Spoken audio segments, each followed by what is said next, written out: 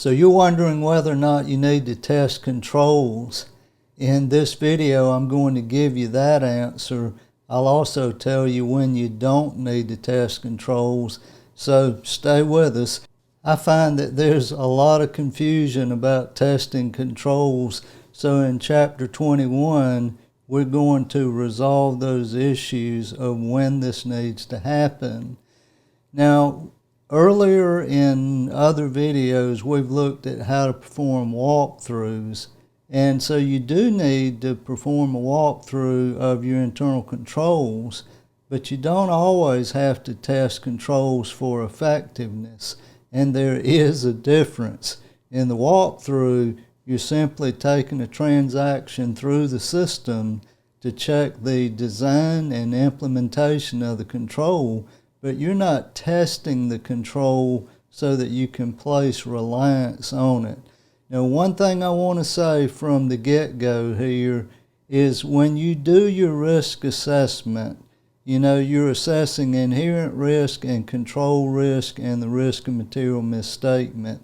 That control risk, if you ever bring it below high, then you're required to test controls for effectiveness. And so if you bring that risk down, then this chapter is going to be appropriate for you. I think you need to read this chapter or watch this video either way, just so you'll understand that this is a potential. Even if you don't normally test controls, you want to know that that option is there. You want that arrow in your quiver. So watch the video in chapter 21 and you'll see how to do this. So this first slide answers the question of when to test controls, and I alluded to this just a moment ago, but the two things that need to be in place in order to test controls for effectiveness is, one, you need to believe that the controls are effective. I mean, why test controls that you know don't work? So when you do your walkthrough, say in accounts payable, and you see that the controls are not designed appropriately or they're not operational, they're not implemented, then there's no need to go to this step. There's no need to test controls because you know they won't work. Now, the second thing that needs to be in place in order to test controls for effectiveness, you're planning on bringing the control risk below high. So most firms assess this risk at low, moderate, or high. So if you assess control risk for particular assertions at moderate or low, then you're required to test controls for effectiveness. Now, why is this true? Well, you need support for that lower assessment, and that support comes in the form of proving that the internal controls are working as they should be. But what if you test the controls and you find out they're not working? In other words, you do the walkthrough, you feel like they're okay, but then you go do a test of controls, say for 40 or 50 transactions. Let's suppose you're looking at purchase orders as a control, but when you test those 40 or 50 transactions, you find that half the time the POs are not issued.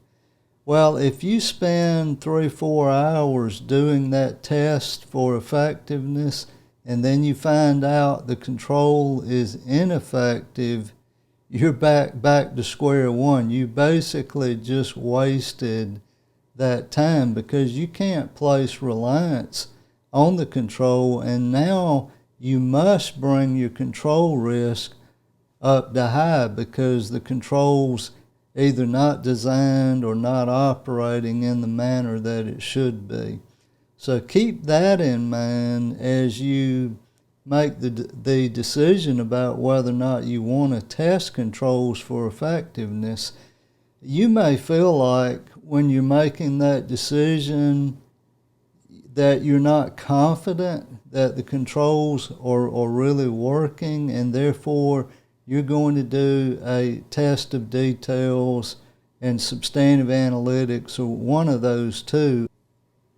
Now, if you believe they're going to work, then you want to consider whether or not you want to do this. And basically, the decision to test controls for effectiveness is an efficiency decision. Let's suppose that you could do a test of details and that would take 3 hours, but you could also do a test of controls for effectiveness and that would take 5 hours. Well, which would you rather do?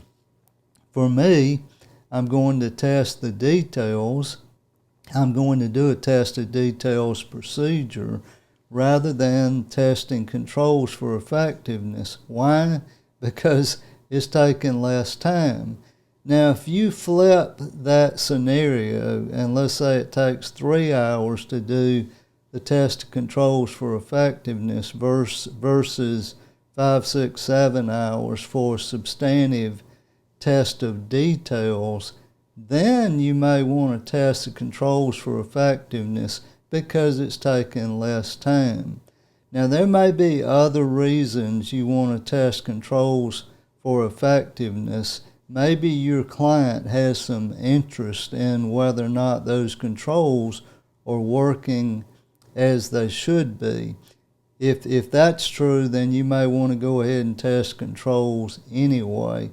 But if you're just trying to get the audit done and the client has not expressed any concerns about the controls, then go for whichever takes the least amount of time, either substantive procedures or the test of controls for effectiveness. Now, sometimes you need to test controls for effectiveness, and I'm going to go to number 2 strangely first here, and then we'll go to number 1. Number 2 is a situation where you must test controls for effectiveness. And that would be when substantive procedures don't properly address a risk and material misstatement. I think of benefit plans. So maybe you're in a 401k and you've got 3 or 4 investments, and you go into that website and you're changing where your contributions are being allocated to, or maybe you're moving a prior investment to another investment category. All of that is happening online. There's really not a lot of paperwork, maybe none. And when that's true, you as an auditor may not be able to perform a substantive procedure. And in that case, you'd be required to test the controls that relates to that activity. Now, let's go to number 1 here. You want to test controls annually for areas that have significant risk. But that's only true if you're placing reliance on the controls. And so let's say that you're looking at a significant estimate in a business, and you've decided you're going to test the controls as they relate to that significant estimate. And so when you do that, you're required to test the control annually, but only if you decide to test the controls for effectiveness. Now, this will make more sense in a moment.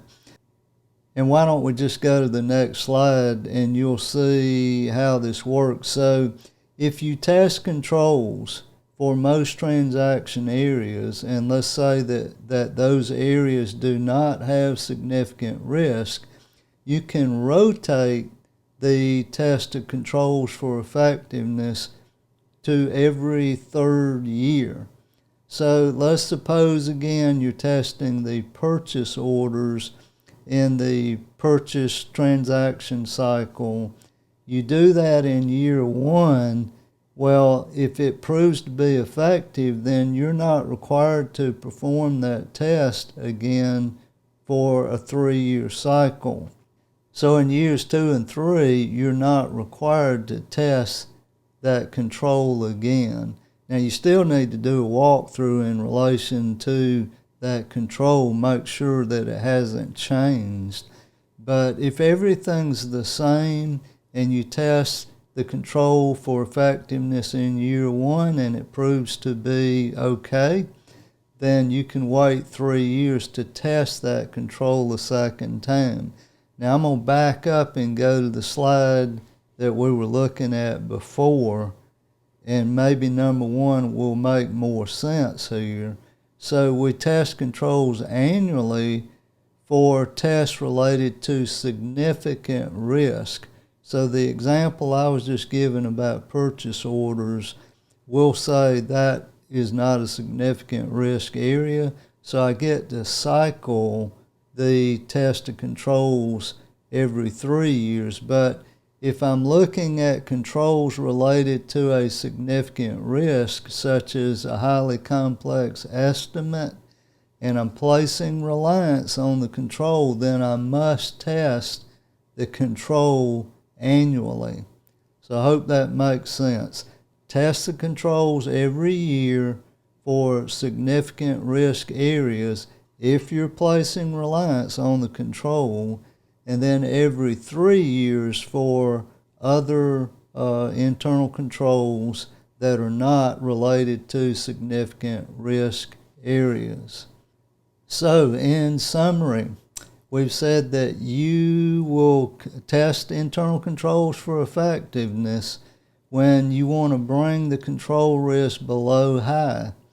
But you'll only test those controls if during your walkthroughs you're seeing that the control is designed appropriately and that it's been implemented, and you feel like if you test that control it will prove to be effective.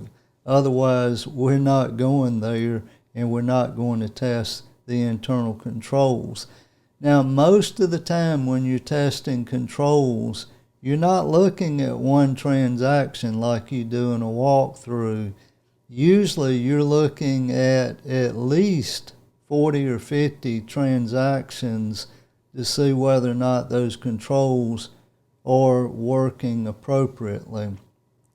I'll point you to your forms provider, whether that's Thomson Reuters or CCH or whoever. Use that sampling form to determine the number of transactions that you need to look at with that control. You will not test controls for effectiveness when you decide to assess control risk at high. Then there's no need to test controls for effectiveness. And in that case, you're going to use substantive procedures such as a test of details or substantive analytics. Look at the last 2 videos to see how to do a test of details and substantive analytics. There's one more video and it's coming next week, so stay with us. Till then, take care, and I hope you have a great week. Bye now.